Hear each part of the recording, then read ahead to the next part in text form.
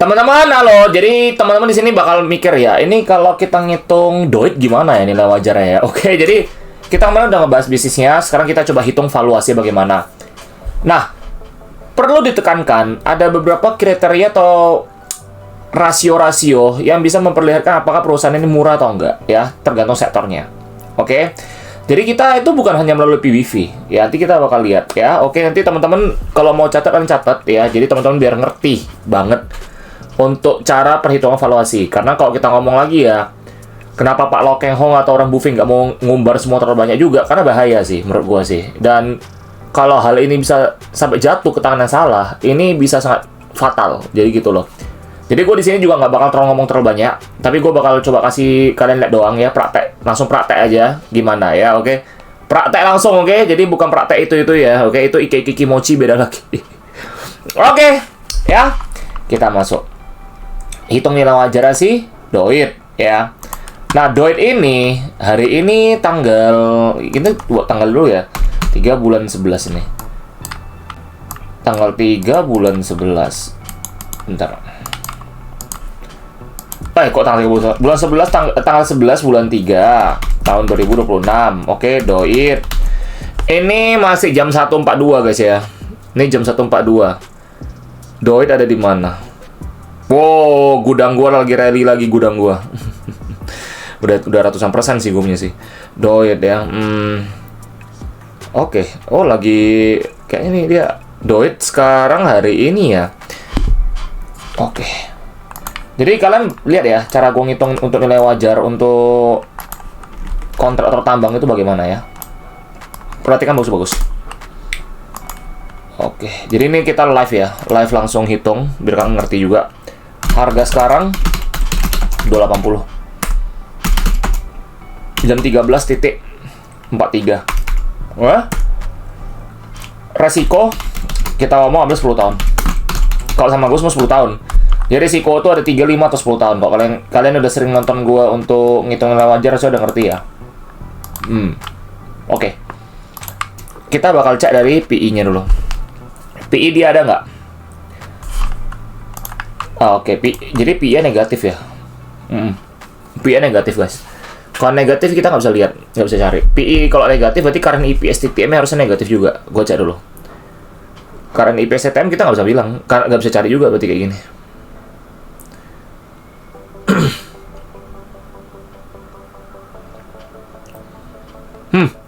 minus semua, jadi kita nggak bisa hitung ya untuk PI ya. Nah, kita bisa hitung dari PBV. Apakah PBV itu bisa kita lihat apa relevan? Ya relevan aja sih, karena kan book value per share itu 210 ya, berarti PBV dia ini sekarang ya now ya sekitar 1,33 kali.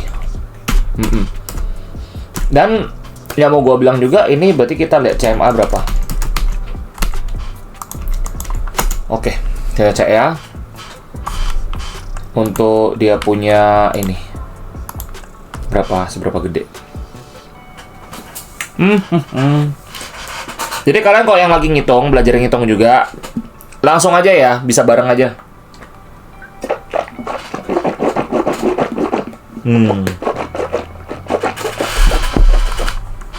Oke. 0,39 kali 3,66 kali berarti 0,39 ditambah 3,66 dibagi 2 berarti sekitar 2 kali lah. Oke. Berarti kali 210.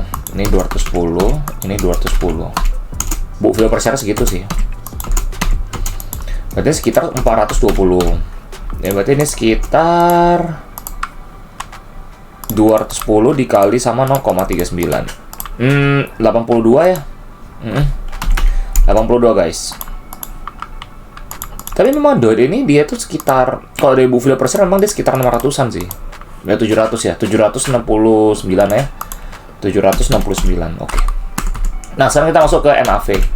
Tapi kalau mau sebelum itu juga boleh cash flow. Oke, kita cek dulu cash flow ya.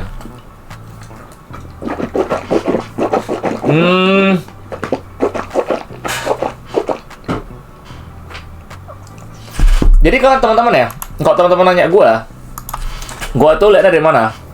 Gue dari SB, ya. Kok SB? Dari RTI, oke? Dari RTI. Nah, RTI ini gue lihat dari NAV. Kita dari NAV dulu aja guys ya, biar kalian paham ya. Dari NAV dulu aja.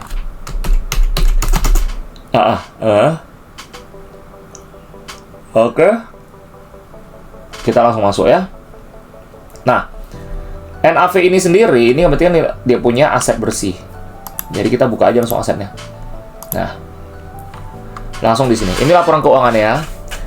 Kita bakal cari asetnya. Nah, kalau untuk apa? Doit, kas setara, kas dihitung nggak? Iya, karena Doit ini bisnisnya adalah bisnis kas.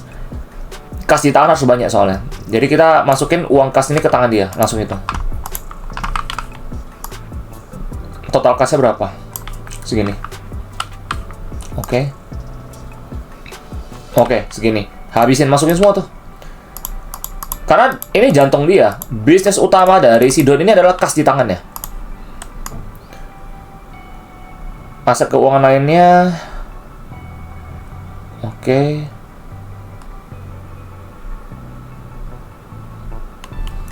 Kita baca dulu ya. Aset keuangan lainnya ya. Bentar kita cek dulu ya. Pihak ketiga, kas yang dibatasi penggunaannya. Oh, berarti dia masih ada nih. Masukin. Masukin semua. Oke. Ini dalam dolar ya. Jadi gue nggak bakal rupiahkan dulu. Deposito berjangka, iya masukin semua nih. Deposito berjangkanya, ya ini masukin semua. Ini karena aset utama dia nih. Dia kalau nggak ada ini kena PKPU dia cuy. Kenapa saham Doit itu nggak pernah PKPU? Karena memang sistem bisnisnya seperti ini. Memang seperti ini, sistem bisnisnya memang seperti ini. Jadi kalian nggak usah terkejut. Bentar. Ini kayak nggak usah lagi deh. Wait. Udah gue masukin kali. Oh iya, nggak usah lagi. Ngapain lagi gue masukin ini? Bentar ya. Tadi gue udah masukin. Nah, yang ini. Bentar ya, gue cek dulu. Gue cek sekali lagi dulu. Oh, ini subtotal beda. Bentar, sorry. Ini nggak usah dulu. Enggak. Yang paling penting itu nih bagian bawah nih. Total semuanya nih. Nah, ini dia.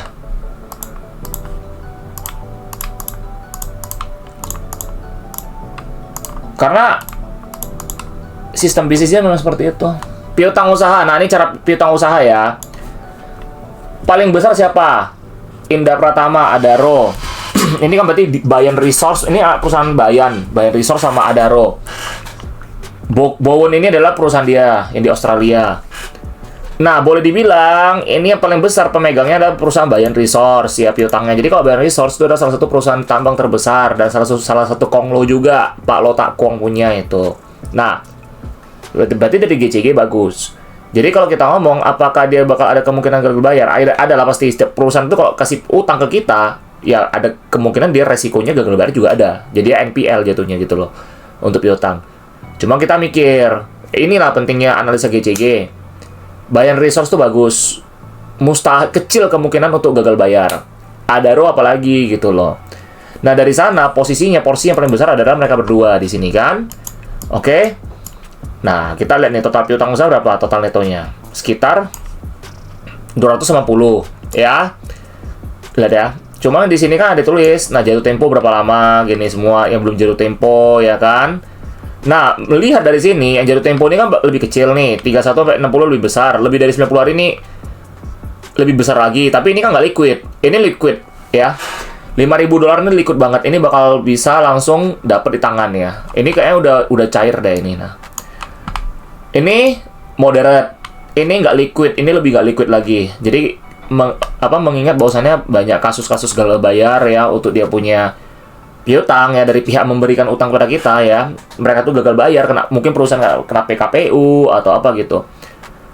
Makanya kenapa gue bilang pentingnya kalian tuh mengenal siapa pemberi utangnya. Kalau perusahaan bagus ya kecil kemungkinan. Jadi kalau dari sini aja kita udah bisa menilai gitu loh.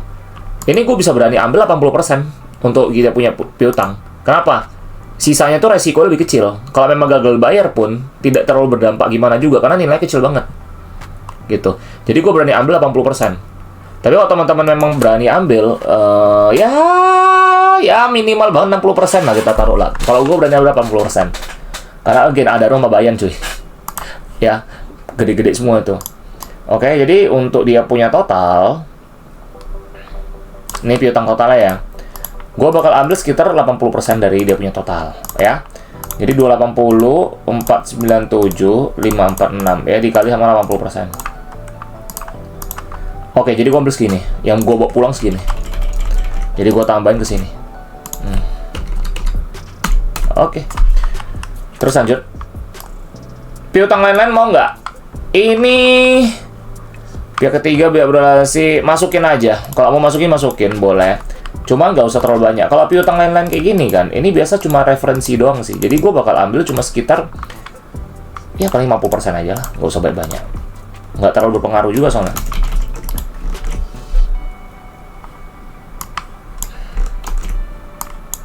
Bentar ya. 5411794. Oke. Next, persediaan. Nah, ini persediaan mau hitung. Dia juga salah satu ini aset yang dia pakai nih. Suku cadang, bahan batu bara. Oh, ini semua nih infrastruktur material ini semua dihitung semua. Oke. Apa kita pakai 100%? Pakai semua ini. Persediaan hitung semua. Cuman gini. Kalau gua lebih ke oli karena oli ini kan bahan bakar ini kan modelnya fluktuatif nih. Oli nanti minyak pelumas gitu, bahan peledak juga. Tapi kalau kalian mau pakai semua aja. Batu bara nih cadangan dia. Karena dia udah punya tambang kan, masukin semua nih. Oke, jadi ini kalau kita ngomong persediaan, berarti ini batu bara short term gitu loh. Cuma kalau lu nanya gua tuh ambil yang short term atau long term? Gua pasti ambil yang long term. Jadi gua bakal coba cari si Doid ini valuasi tambangnya berapa di Australia. Karena dia udah punya beberapa tambang. Jadi untuk batu bara, again ya, kalau kalian ambil dari persediaan itu untuk short term, ya kalian ngitungnya cuma mungkin 3 tahun, 5 tahun. Tapi kalau dia punya cadangan batu bara, ya kalau kalian itu value investor yang jangka panjang, kita ambil langsung total nilai tambangnya berapa ya. Gue bakal langsung tanya AI di sini. Gue bakal nanya AI. Bentar ya.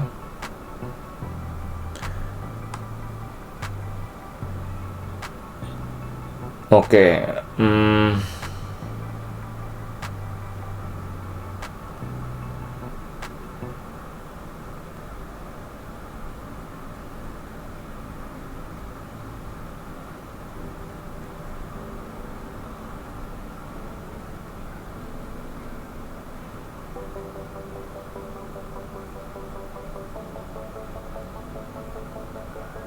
oke. Terus kalau nggak salah dia punya Asia Map juga. Asia Map itu tambang tembaga itu.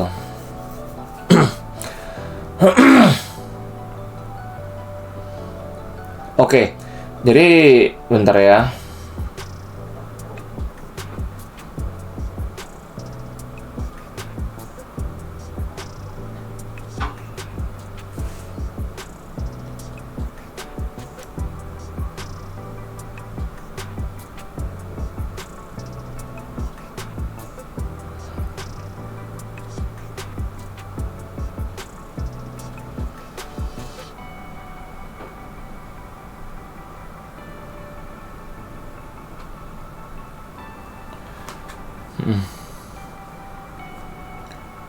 Kita lihat ya.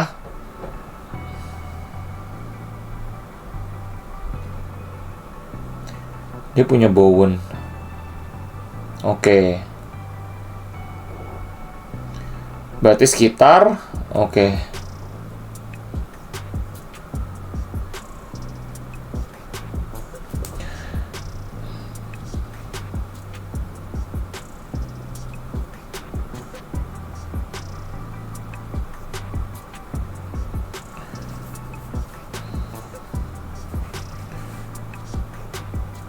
Oke, oke.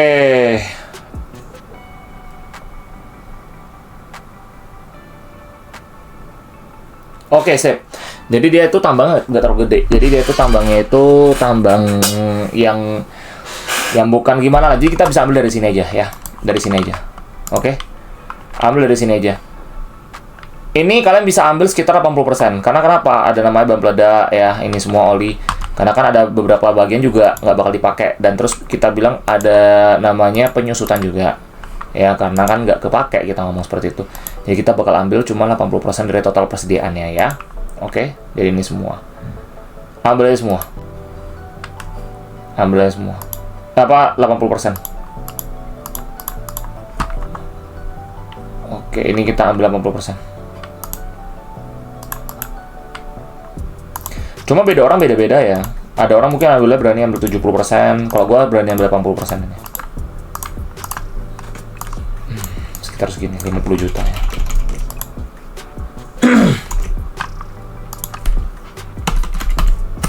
Oke, lanjut. Oke, persediaan satu. Oke, biaya dibayar di muka ini beban ya nih ya. Kita kurangin. Ini biaya dibayar di muka, aset lainnya. Iya, ini uang dia semua, ini deposito dan sebagainya. Masukin semua nih. Ini masukin semua. Ini masukin semua. Karena kalau udah nama cash gini, ini jantung dia ya. Karena dia he have to. Kalau nggak bangkrut, bro. Nah, aset tetap kita lihat. Mobilnya berapa banyak nih? Oke. Tanah butuh. Iya. Jadi gini. Apakah tanah kita hitung? Hitung. Kenapa? Gue kasih tau kalian. Kalau namanya kontraktor tambang batu bara, dia itu butuh tanah luas. Tujuan untuk apa? Untuk parkir. Parkir alat-alat tambangnya. Nggak mungkin kan? Udah habis ngerok, bawa pulang lagi, habis ngerok, bawa pulang lagi, habis cuy duit lo cuy lama-lama. Jadi dia wajib punya tanah sendiri. Tanah untuk tempat permakiran mobilnya, kendaraannya. Kenapa? Tanah ini juga bakal menghasilkan juga gitu loh. Karena dia kan mesti bayar, ya you know lah, mesti bayar pajak lah, bayar dan sebagainya juga gitu. Jadi dia wajib punya tanah juga untuk bisnisnya kita ngomong.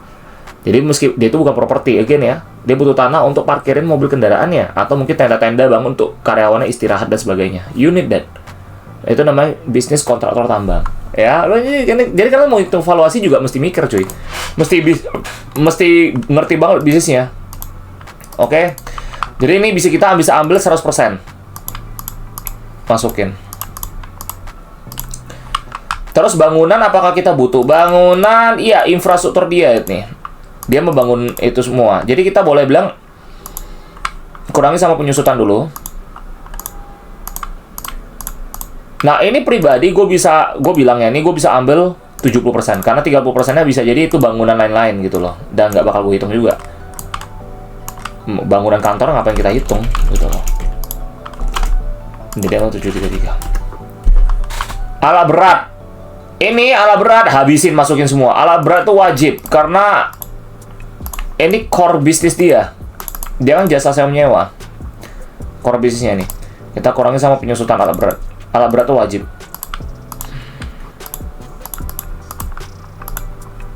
Ini masukin semua. Bentar ya. Oh iya bener.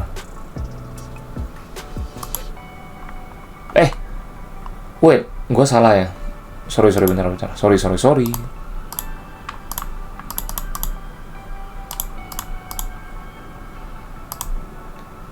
Ini tambahin sama ini. Oke, dapat segini ya.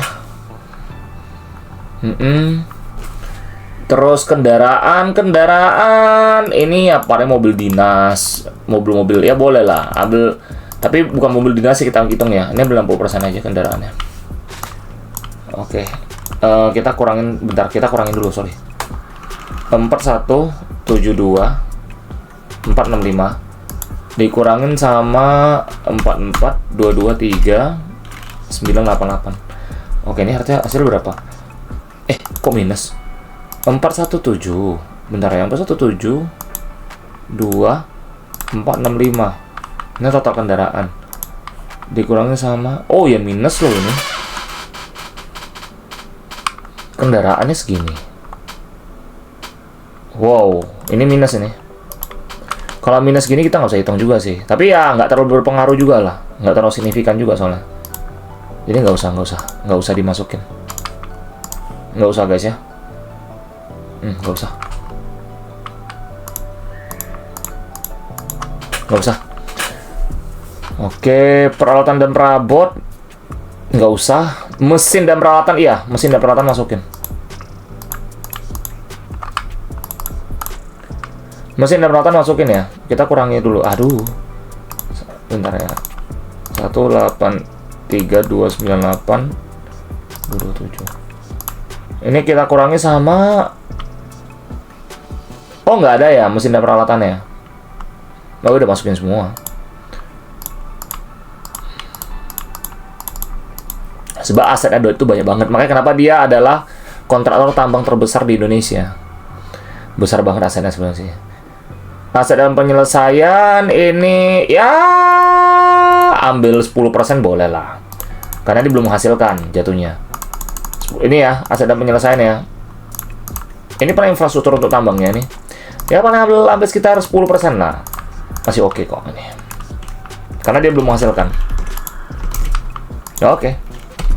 Ya, segini. Udah.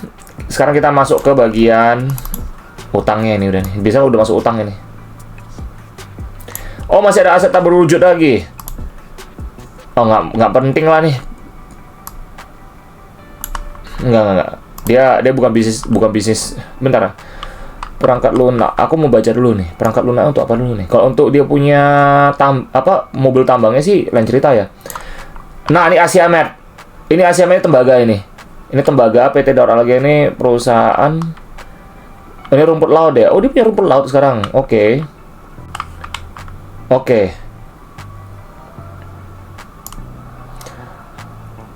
Oke, berarti Asia Med sekarang segini ya. Total aset segini, total liabilitas segini. Asia Med juga masih rugi. Jadi, kok ini bisa kita ambil nggak? Boleh ambil karena ini dia punya bisnis juga soalnya nih. Oke. Jadi ambil ini aja ya. Bisa kita masukin nggak? Bisa. Masukin semua juga nggak apa-apa kok. Masukin semua juga nggak apa-apa nih. Ya rumput laut juga masukin aja. Properti tambang ya. Properti tambang habisin semua.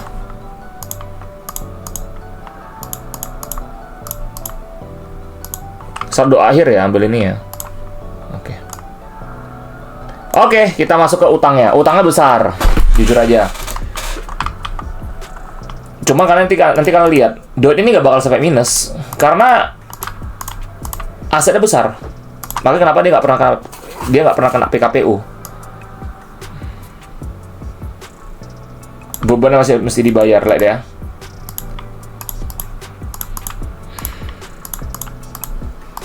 Oke. Senior notes ini sekitar segini.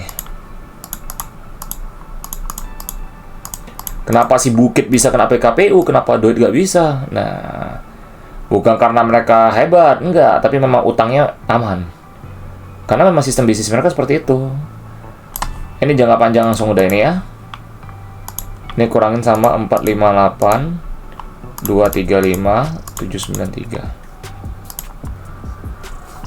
Oke, tapi ini neto ya. Ini kan dikurangi bagian jangka pendek. Kalau lu mau beli sama jangka pendek sekalian juga, hitung semua aja. Ini dikurangi sama ini 532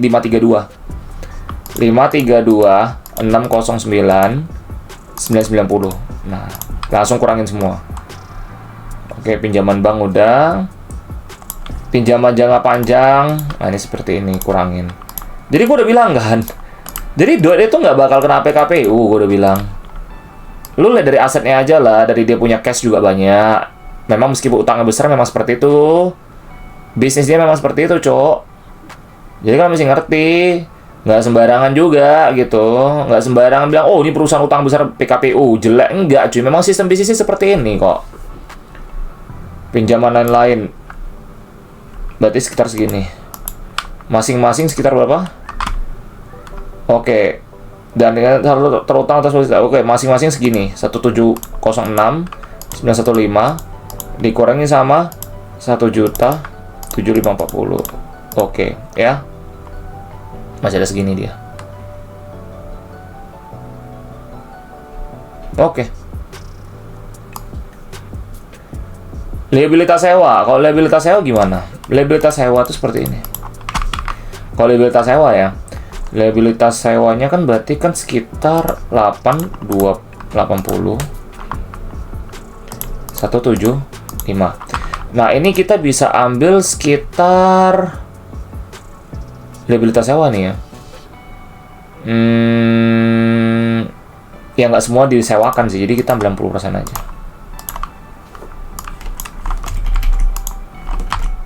Oke. Nggak deh. Gue ngecek sesuatu dulu bentar. Tahu nggak kenapa si Dot ini susah kena PKPU? Karena alat beratnya ini banyak banget. 2 juta soalnya. 2,3 juta US dollar. Jadi he is the one of the biggest juga, salah satu terbesar kontraktor tambang batu bara di Indonesia. Jadi utangnya itu kecil jadinya, kecil banget utangnya. Terus dia punya tambang aset lagi, aset tembaga gitu di Asia Med. Pajak itu tergantung pajak apa dulu nih. Gue baca dulu. Kalau pajak PBB gue masukin untuk tambangnya soalnya.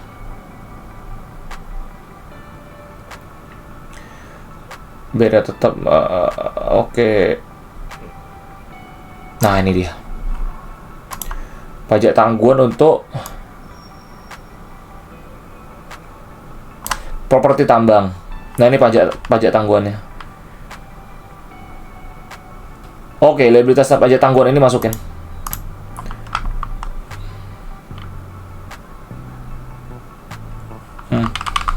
Ini pajak ya. Akumulasi rugi fiskal, aset tetap. Oh, nggak usah ini perpajakannya beda lagi. Ini pajak tangguhan beda lagi, bukan. Surat ketetapan pajak ini. Nah, ini pajak BPH badan. Bentar gue cek dulu ya.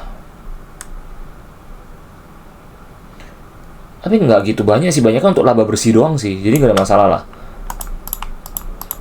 Liabilitas imbalan kerja nih kita masukin ya. Ini kurangin semua.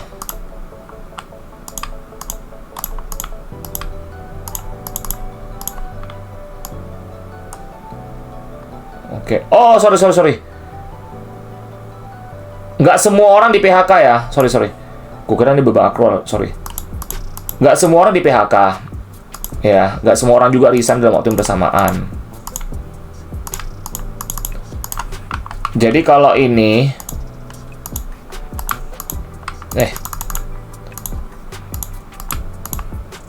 600. Ini gue bisa ambil cuma 60% karena nggak semua orang di PHK atau resign bersamaan. Jadi logika seperti itu mikirnya ya. Oke, udah selesai. Bentar, gue mau cross check utangnya untuk perpajakannya lagi sih.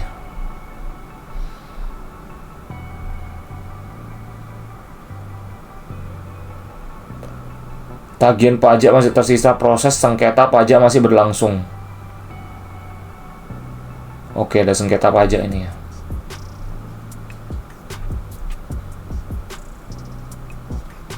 Bukan pajak penghasilan sih.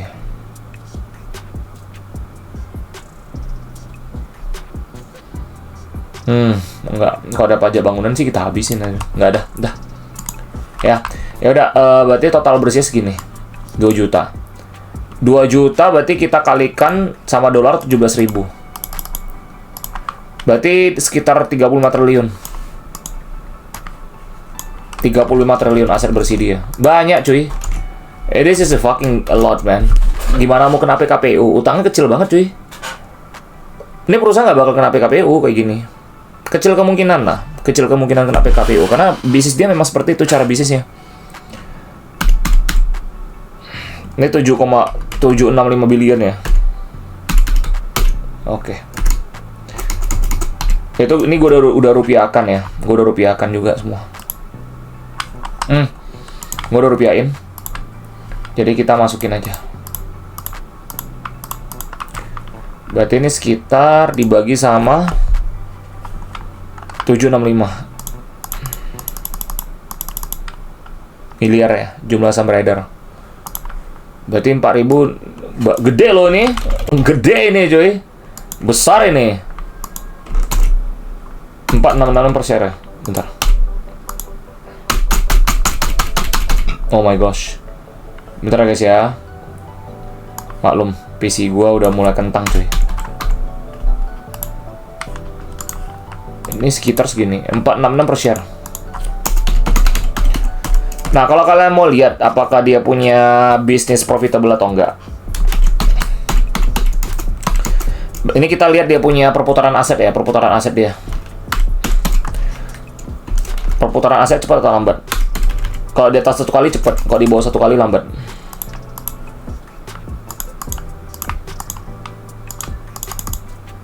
Lambat banget 0,06, maka kenapa lagi rugi? Lambat, super lambat. Kenapa dia lagi rugi? Ya emang kayak gitu, karena perputaran aset dia lambat. Oke. Kalau valuasi, kalau 2 kali murah, kalau di bawah 1 kali mahal ya. Valuasi kita lihat ya. 466 dibagi sama 280.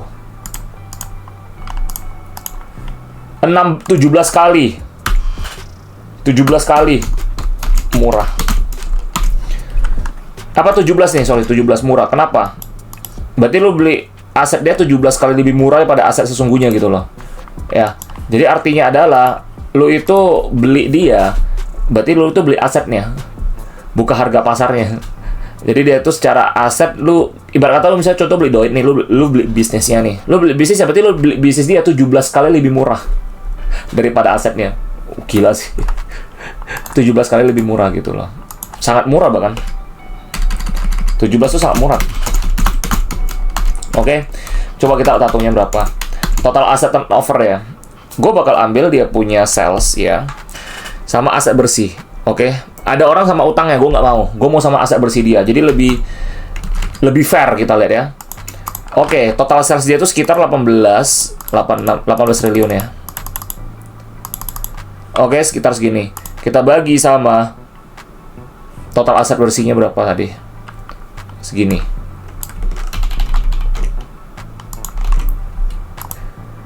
Berarti perputaran aset dia tatonya 0,5. 0,5 kali. Kurang gitu efisiensi, kurang efisien. Efisiensi itu yang bagus tuh adalah ini perputaran nih. Kalau untuk mencetak laba kurang efisien. Ini perputaran. Sangat lambat. Kalau ini kurang efisien ya. Yang bagusnya apa? Kalau 1 kali ke atas. Ini baru bagus, cepet. Ya, 1 kali ke atas tuh bagus banget. Ini kurang efisien sih. Ya, moderate lah kita ngomong lah. Ya, moderate aja. Nah, sekarang kita hitung CM-nya berapa.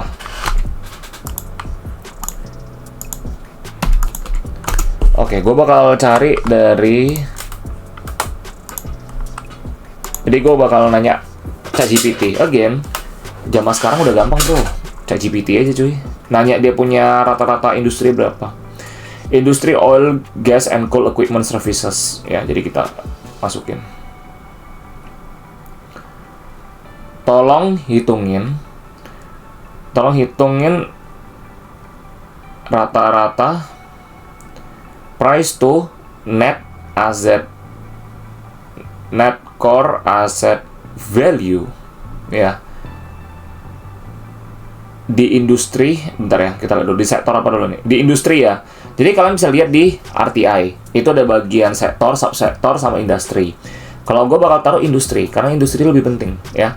Jadi itu untuk kayak gimana ngomongnya pembagiannya. Karena kalau lu pakai energi nanti dihitung semua, jangan cuy ya. Di industri oil, coal, oil, gas, and coal equipment services. Oil, coal, bentar ya. Oil, gas, coal, apa tadi? Equipment and services.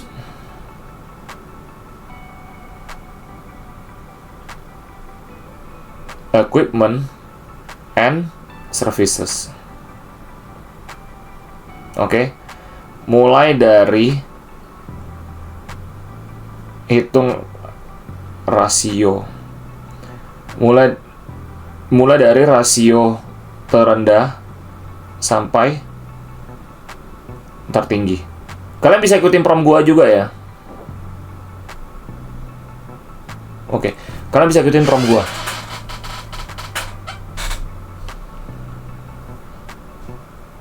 Oke. Yes, udah keluar. Jadi mediumnya itu sekitar segini. Udah ketemu ya. Oke. Konservatifnya berarti sekitar segini. Bentar ya. 0,5. Oke. Tertinggi itu sekitar 2 kali. Oke. Ini 0,5 ditambah 2 dibagi 2. 1,25. Berarti kita kalikan sama 466.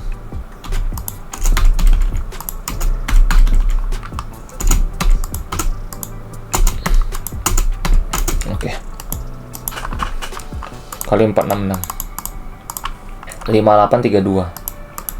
5833. 466 dikali 2. 9332. 466 dikali 0,5. Berarti 233. Oke. Sekarang kita masuk ke bagian ini. Bentar ya. Gue perbesar kanvasnya dulu deh. Lebih gampang buat kalian nanti lihat ya. Ya. Oke. Jadi sekarang kita ke bagian ini ya guys ya. Gue mau bawa kalian ke bagian ini dulu deh. Ke bagian cash flow. Price to cash flow. Nah, price to cash flow. Ya, kita cari arus kas operasi berapa. Oh, arus kas operasi ya, bukan net cash flow ya, beda ya. Arus kas operasi dia berapa? Arus kas operasi dia itu sekitar 783 miliar. 783 miliar ya. Oke. Ini dibagi sama jumlah saham beredar. Berarti 102 per share ya. Berarti price to cash flow sama dengan 103 per share. Nah, kalau kalian mau lihat valuasinya, ini 103, sorry. Ini cash flow. Ini cash flow per share-nya ya. Ini cash flow per share. Untuk kita cash flow baru kita masuk ke dalam price to cash flow. Ini cash flow per share. Lo cari dulu nih cash flow per share berapa. Udah, baru masuk ke cash flow per share. Price to cash flow. Oke, ini berarti kita bagi aja. Harga sahamnya berapa? 280 dibagi sama 103. 2,7 berarti 3 kali. Nah, secara cash flow under value. Ini under value ya. Under value kalau di bawah 10 kali. Fair value kalau 5-10 kali. Over value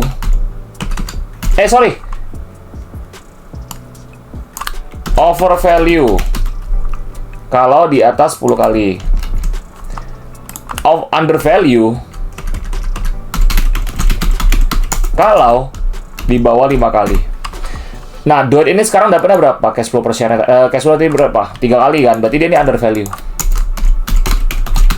Again, gue udah bilang cash flow dia banyak, aset dia kuat. Kan gue udah bilang sistem bisnis dari kontraktor tambang bukan dia dari PBV, tapi kita lihat dari seberapa keras duit di tangannya. Secara cash flow dia masih under value.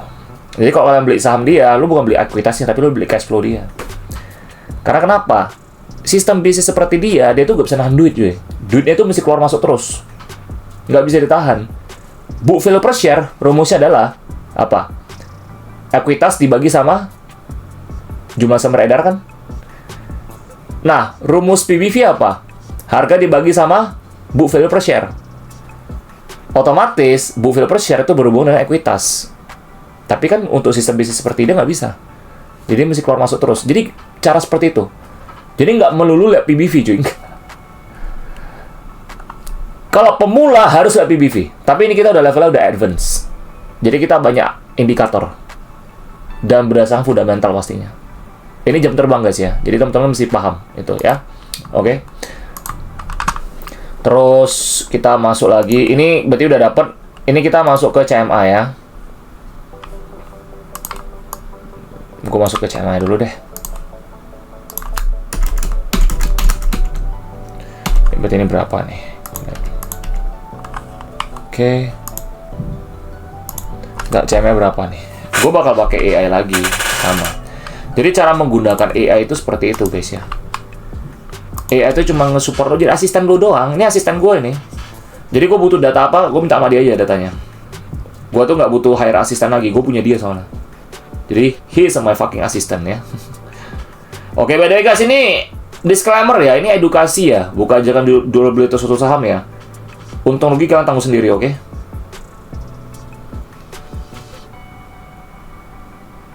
Karena nggak bakal ada orang ngajar seperti ini. Kalau mereka ngajarin mah mereka nggak bakal untung gitu loh. Kalau gue sih nggak peduli ya. I will do whatever I like. Bagi gue, etika nomor satu, seperti yang gue bilang. Gue tuh tipe orang yang selalu mengedepankan etika daripada profit. Kenapa? Profit itu terakhir. Kalau kita bisa mencetak orang jadi miliarder, kita bakal jadi triliuner juga sih. Karena kita invest di orang, invest in people, not invest in your fucking self. Bukan hanya di diri lu, tapi di orang lain juga lu invest. Oke, biar nggak egois. Kenapa manusia itu banyak egois ya? Karena mereka tuh pentingin diri sendiri. Gitu. Ya lu nggak bakal kemana-mana sih. Oke. Kalau kita ngomong ya,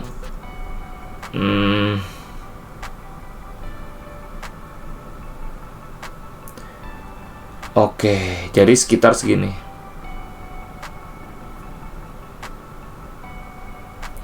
Berarti ini 3, ini 12. Berarti sekitar 7,5 ini. Kita kali sama ini ya, 103 ya.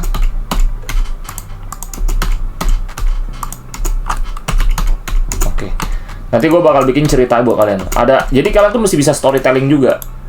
Kayak ginian kalian nggak bisa sembarangan cuy. Kalian mesti bisa storytelling juga. Ada alasannya kenapa dia bisa ke harga sini, harga sini. Jadi kalau orang-orang yang nggak bisa kasih kalian storytelling, kenapa dia bisa ke situ tanpa landasan tertentu, jangan didengar. Itu kemungkinan besar itu oknum itu. Dan dia itu cuma mengandalkan gelar atau apa lah. Itulah kita ngomong lah. Itu biasa pom-pomers, tukang pom-pom itu biasanya tuh. Hati-hati aja kalian. Kalau kita investor tuh seperti ini, terbuka langsung. Kasih kalian lihat nanti. Oke. Karena kalau investor tuh ngomong berdasarkan data dan fakta. Ya. Ini kita lanjut lagi seperti ini. Oke, ini udah nih. Cash flow. Nah, sekarang kita masuk apa? Operating profit, laba operasi. OPS per share. Ya. Operating profit. Jadi kalau misalnya kita ngomong nih, ini kan boleh dibilang bisnis jasa nih. Dan ada berkaitan dengan sewa menyewa juga. Otomatis bisnis ini mulai dari operating profit. Nah, ini sebenarnya cara dilihat dari Pak Lau Kee Hong sih dulu waktu di United Tractor gitu loh. Sayangnya, Doit ini operating profitnya minus, jadi kita nggak bisa hitung. Ada satu cara lagi karena ini adalah bisnis piutang, kayak gue bilang. Jadi kalau bisnis piutang apa yang kita lihat? Berarti apa? Sales per share. Ini ilmu baru buat kalian ya. Ada namanya lagi sales per share. Oke. Nah, ini rumusnya apa? Ambil yang tadi, 18 triliun. 18,86 triliun. Oke. Dibagi sama 7,65. Sebenarnya gede banget tau. 2.465 per share. Gede banget ini. Aku bilang Doit itu salah satu perusahaan terbesar. Oke, ini CMA. Salah satu kontraktor terbesar dia. Dia kalau mau bilang head to head sama UNTR sih. Tapi UNTR dia ada sewa alat berat juga. Kok enggak, dia ini pure. Dia lebih sama Dewa Hermawa. Si Dewa. Dia head to head sama Dewa. Kalau lu suruh gue milih, gue sih pilih Doit ya. Masih murah soalnya. Oke. Jadi gue bakal secara valuasi dia, nanti kita lihat dia murah atau mahal ya. Nanti kita lihat ya. Oke, gue bakal ngitung, gue bakal minta tolong AI. Cari rata-ratanya berapa dulu.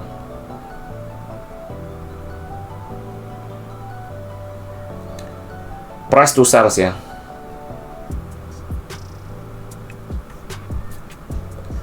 Price to sales.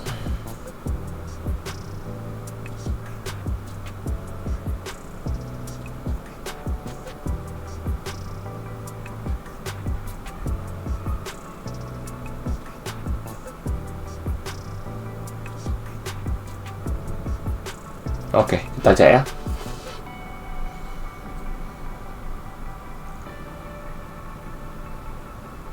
Oke.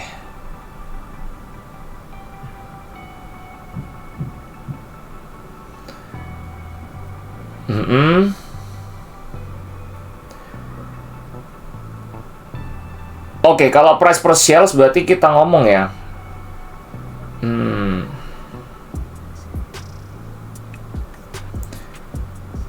Oke, sip. Jadi gue juga udah dapat informasinya. Oke, kita lihat ya. Oke, gue bakal hitungin. Kita bakal cari tahu dia punya price per share dulu. Price per share berapa? Tadi 2000 apa price per share ya? Ini kita lihat ya. Kok price per share? Price per sales. Berarti sama dengan harga saham dibagi sama 20 dibagi sama 2465. 0,11. Ini kategori under value. Oke, ini kategori under value. Kok apa benchmarknya? Ya, jadi kalau misalkan selama untuk bisnis kontraktor tambang, kalau price per sales-nya, karena kan ini kan dia punya apa price to sales ya.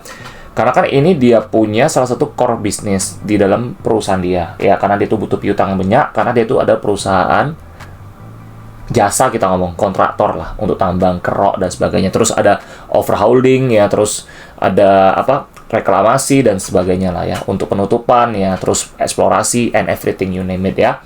Nah, jadi dia itu harus lihat dari piutangnya. Itu salah satu kuncinya juga.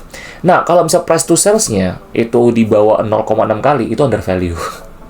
Karena kalau kita mau udah masuk fair, itu 1,5 kali. Nah, kalau untuk tipe dia, 0,11 kali, ini adalah under value, gitu ya. Oke, jadi itu acuannya untuk bisnis seperti dia. Oke? Jadi gue bakal lihat ini seperti apa dulu nih. Berarti range normalnya sekitar 0,6 kali. Sampai 12 kali. Ya, jadi pokoknya intinya seperti itulah. Ya, di bawah itu murah. Tambah 12 dibagi 2. 6,3. Ya, ini kita kali sama 2465. 2465. 2465. Berarti sekitar sama dengan nah, 2465 dikali sama 0,6. 1479. Oke, terus 6,3 dikali sama 2465. Oke, 15.529 ya. 15.530. 530, oke. Kok besar banget ya? Again, karena dia tuh memang sistem bisnisnya pakai sales fokusnya. Jadi memang dia gede sih sebenarnya sih. Doit ini kalau dia kita ngomong dalam jangka panjang ya, dia tuh bisa gede banget nih. Valuasi bisa mahal banget karena memang secara valuasi ala-ala berat dia tuh banyak banget. Dan sangat gede, cuman masalahnya adalah di bagian kurang efisiensi aja sih, kurang efisien dalam perputaran asetnya. Oke, udah dapat semua ya. Jadi kita udah nggak bisa pakai yang lain lagi karena memang pada minus ya. Jadi gue bakal langsung hitung buat kalian ya. Oke, ini gue kayak kalian butuh gue zoom in dulu deh ya, biar gampang ya. Oke, jadi ini gue tutup ya. Oke, jadi ini kalkulator gue tutup semua karena kita udah dapat kita mau gimana. Bentar. Oh, ini gue buka satu lah. Nanti gue mau hitung lagi. Alright. Jadi ada over premium, ada premium, ada over value, fair value, under value, bottom sama jurangnya. Oke. Jadi ini modul gua, ini adalah formula yang udah gua dapet, yang gua kembangkan, dan ini bisa bawa, dan ini udah membawa gua begger-beggeran sih. Dan kalian juga yang sering datang live gua, kalian juga udah ngerasain semua, yang bahkan VIP-in gua, bahkan private sama gua, bahkan membership juga. Kalau kalian mau belajar lebih serius bisa membership juga di gua punya YouTube ini, karena gua udah ajarin juga ya. Oke, jadi kita bakal hitung dari offer premium dulu. Offer premium berarti sekitar 209.580 ya. Kalau untuk premium berarti berapa premium? Premium berarti sekitar 15.530. Oke, sekitar segini. Offer value berarti berapa? Sekitar 5.833. Oh enggak, 9.332 ya. Terus fair under, bentar, jurangnya berapa? Jurangnya itu sekitar 82. Oke, 82.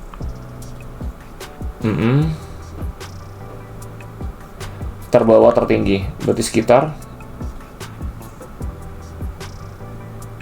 oke, terendah tertinggi sekitar 309 ya, 309. Gue cek dulu ya. Oke. Berarti ini kita tulis dulu ya. Ini sales. Jadi nanti gue kasih tau kalian storytellingnya bagaimana. Dia bisa ke situ. Ini NAV. Oke. Ini cash flow. Oke, ini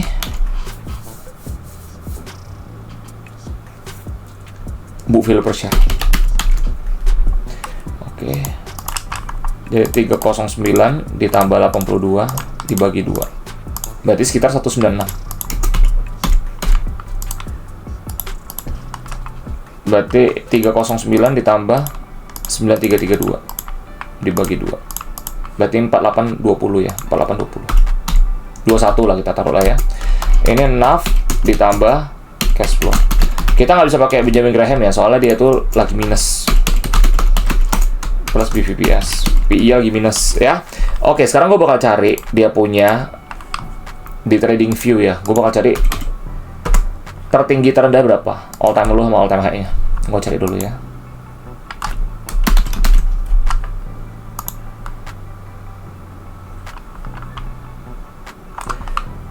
Tertinggi dia tuh 2140 ya, 2140. Terendah itu di gocap ya. Oke, jadi gue bakal masukin 2140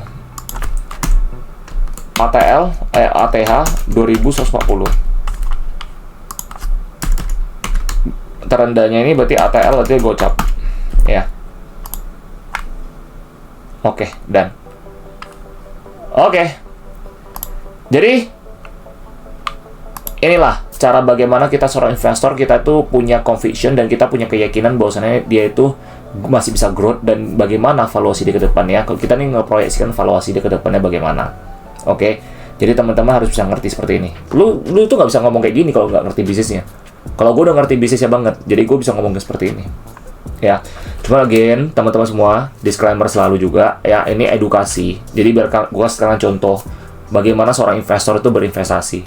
Bukan pemain gila-gilaan, aneh-aneh, gak jelas tetek bengek, tarik-tarik garis, bandar-bandaran atau apalah ya. Back to the common sense aja lah. Jadi waras aja jadi orang ya. Oke, jadi seperti ini. Dia all time low 50. Berarti dia bermasalah karena kenapa? Karena memang bisnis dia secara ekuitas masih kurang baik ya. Maka kenapa dia bisa di antara jurang. Jurangnya berarti paling rendahnya nih. Tapi kalau bisa nembus ke 50, ini lebih gila lagi gitu loh. Berarti under value kan? Under value gitu loh. No, ini 82 kali ini kita ngomong 82 nih. Lihat ya. Gue terus ya 82. Berarti kan lu mau lihat nih, dia berapa? 82 dibagi sama 210.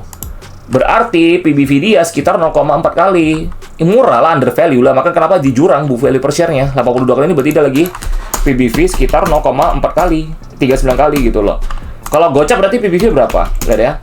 Berarti dia ini bermasalah di book value per share gitu loh.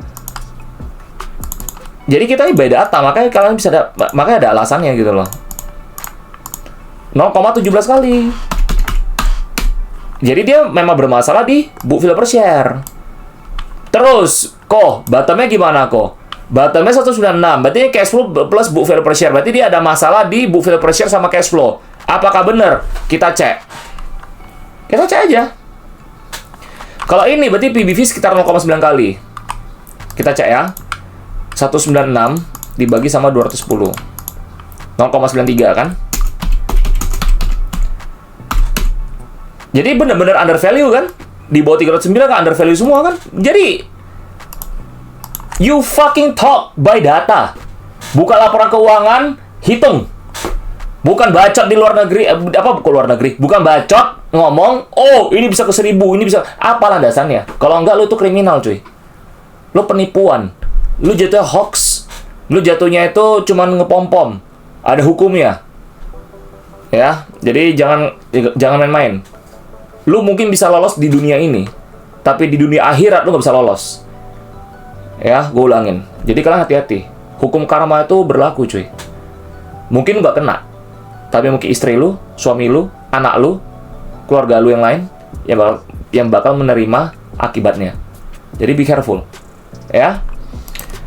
Oke, jadi kita lihat ya. Ini dia masalah cash flow. Kita lihat cash flow-nya ya. Kalian coba buka di RTI, lihat berdasarkan fakta nggak? Cash flow dia minusan. Oke, minusan. Jadi sekarang dia di harga sekarang ya, dia di harga ini. Harga sekarang 290, berarti under value. Under value karena dia bermasalah dengan cash flow. Bermasalah dengan cash flow dia. Jadi ceritanya kenapa Doit itu masih belum manggung, karena dia masih belum selesai dengan urusan ekuitas. Kunci utama ekuitas ini. Berarti duit di tangannya. Terbukti dengan cash flow-nya masih minus, terus laba juga masih negatif. Dan utangnya tergolong besar, tapi itu normal. Cuma kita ngomong cash di tangan dia. Dia masih menjaga kestabilannya. Jadi si Doit ini ada alasan dia belum bisa rally. Gitu. Jadi seperti itu. Masalah tetap di ekuitas nih ya. Jadi 280 itu kategori under value di bawahnya. Kenapa bisa kategori under value? Cash flow kan? Cari ke cash flow. Tadi gue bilang apa cash flow? Price to cash flow di bawah 3 kali itu under value. Ya udah, dia masuk kategori under value karena cash flow. Karena memang sistem kunci utama bisnis kontraktor tambang adalah di cash flow. Piutang juga berarti berkaitan dengan uang, perputaran uang. That's it. Karena mereka adalah bisnis jasa. Bisnis jasa seperti itu. Punya kontrak. Kontrak berarti berkaitan dengan apa? Cash flow. Bagaimana dia menjaga kestabilan untuk bayar utang. Ya, bagaimana menjaga kestabilan untuk ekspansi. Atau bahkan bagi dividen. Karena kalau udah nama bisnis piutang, itu resikonya gagal bayar. Makanya kenapa tadi di awal gue bilang, kita cek siapa pemberi utang terbesarnya. Adaro sama Bayan. Which is tenang. Meskipun ada peluang mereka bisa gagal bayar juga. Tapi setidaknya persentasenya ya kita ngomong lah ya 10/2 lah. Kita ngomong lah 20% gagal bayar, 80% bisa cair lah kita ngomong. That's it. That's how you create your own storytelling. Berdasarkan data, fakta, dan laporan keuangan yang sudah diterbitkan oleh perseroan. Dan sebagai investor, kita bisa untuk melihat horizon ke depannya sebagaimana horizonnya 10 tahun kemudian. That's how you fuck the market, man. Makanya bagaimana gue bisa mengalahkan market? How I'm beating the market dengan cara seperti ini. Gak ada yang bisa ngalahin gue kok gue udah kayak gini. Gak ada yang bisa ngalahin gue. I'm the best. Karena investor tuh seperti itu. Gak ada yang bisa ngalahin investor. Karena cara kita adalah ini. Kita udah tahu semua roadmap-nya bakal kemana. Jadi kita beli perusahaan berdasarkan GCG, bisnis, dan valuasi. That's it. Oke? Ya, jadi ini udah valid semua. Nah, kita ngomong soal masalah ini. Jadi kalau 4.000 ini kenapa dia bisa over premium, fair value di 4.000? Oke, gue kasih pertanyaan. Gue kasih tahu jawabannya ya. Jadi gini. NAV dan cash flow berarti NAV apa? Aset. Cash flow berarti kalau misalnya cash flow dia udah membaik, plus dia itu bisa ekspansi, plus dia itu bisa mungkin bagi dividen, atau mungkin dia bisa nambah alat beratnya ya, atau mungkin capex yang kita omongin. Ini berarti berkaitan dengan capex. dia berkaitan dengan capex. Mungkin pertanyaan, kok kalau dia mau private placement atau dia mau issue ke sana bisa termasuk nggak? Termasuk. Kan itu cash flow. Cash flow. Berkaitan dengan apa? Ekuitas kan? Modal kan di tangan kan? Jadi kalau misalnya dia contoh nih, dia tiba-tiba nih kinerja bagus, semua bagus, terus dia akuisisi sana sini lagi, duitnya banyak nih, tapi dia mau fokus untuk ngembangin anak usahanya. Kalau dia private placement tiba-tiba ke lebih dari all time high-nya, normal, wajar. Karena memang dari sana kita udah ngeproyeksikan jauh-jauh hari. Dia all time high dia di 2140 itu karena apa? Dulu dia tuh diakuisisi ceritanya.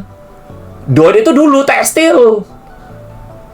Dia ke 2140 ini karena apa? Akuisisi. Diakuisisi. Karena Doit berubah bisnis dari tekstil ke kontraktor tambang, mengakuisisi Buma. Itu ceritanya. Jadi kalau lu ngomong kalau dia diakuisisi bisa ke sini, bisa dong.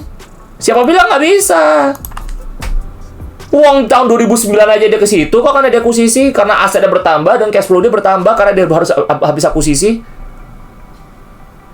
Jadi kalau berkaitan dengan corporate action, berkaitan dengan penambahan modal apapun itu, atau akuisisi atau backdoor atau apapun, dia bisa ke sini karena again ini NAV dan cash flow.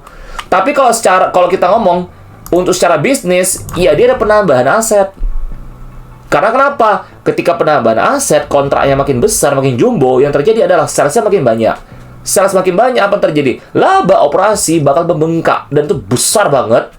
Otomatis yang terjadi adalah cash flow dia itu bakal padat banget, super padat cash flow-nya. Dan investor menjadi optimis sama perusahaannya. Apalagi dia punya banyak divisi. Dia punya Asiamet, dia punya perusahaan rumput laut juga. Sekarang dia punya kontrak sama perusahaan Australia juga, Bowen. That's hell a lot. Jadi ketika ini stabil semua, ya why not gitu loh. Jadi pertanyaan, berarti kalau 9.000 bisa, 9.000 juga sama. Sama, kan gue tulis nih, NAV 9.000, premium sales. Berarti end game dia adalah pencetak sales terbanyak di industrinya. Itu end game-nya. Sales. It's all about sales. Kenapa? Seperti gue bilang, lu nggak ngerti bisnis ya, lu nggak bakal ngerti apa yang gue bilang. Bisnis jasa seperti kontrak atau tambang, fokusnya apa? Piutang jatuhnya apa? Sales. Jadi kalian mesti ngerti. Lu nggak bisa pakai cara seperti ini di properti, beda cuy. Properti memang marketing sales, tapi juga sales. Lu nggak bisa terapin ini di cara seperti apa lagi? Mungkin bisnis konsumer atau apa? That's it. Kalau properti lebih ke NAV, aset. Jadi beda guys. Lu mesti ngerti setiap perusahaan itu punya karakteristik masing-masing. Nggak bisa kau pukul rata. Jadi teman-teman mesti sadar and wake up. Oke? Jadi seperti itu caranya. Ya. Jadi ini hitungan dari Doit dan storytelling kenapa dia bisa sekarang posisi dia sekarang kenapa bisa di 250 dan masuk kategori under value meskipun PBV-nya di atas 1 kali. Gue udah ajarin juga ya kan. Cash flow kan, under value berdasarkan cash flow. Karena memang bisnis dia adalah utama cash flow. Oke? Sip. Jadi, kalian bikin storytelling kalian sendiri. So, what is your story then? I want to hear about you guys. Oke? Semoga bermanfaat. Disclaimer on selalu, buka jangan menjual atau membeli suatu saham, untung rugi kalian tanggung sendiri. Ini adalah sifatnya edukasi dan untuk ngebantu teman-teman kita di luar sana yang sedang mencari informasi. Ya, mungkin kalian tuh dijebak, dikibulin sama member kayak kelas-kelas berbayar atau apapun itu. Oke, jadi kita di sini fokusnya bantu orang. Ya, oke. So see you and take care and stay safe, stay healthy dimanapun kalian berada. Bye bye, take care.